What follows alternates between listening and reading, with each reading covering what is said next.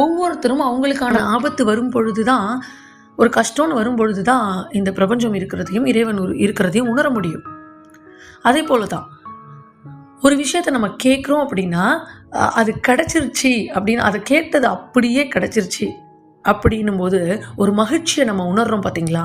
அது தாங்க பிரபஞ்சம். உணர்றது அப்படின்ற ஒரு விஷயம் உங்கள் மனசுக்குள்ள, உங்கள் இதயத்துக்குள்ளே தானே நடக்குது. அதுதான் பிரபஞ்சம். பிரபஞ்சம் ஒரு ஒரு ஒரு நல்ல விஷயங்களை உங்களுக்கு கொடுத்து உணர்வு மூலியமாக நம்ம கூடவே இருக்கு, நமக்குள்ளேயே இருக்குன்றத உணர வைக்கும். பிரபஞ்சத்தோட தன்மை என்ன?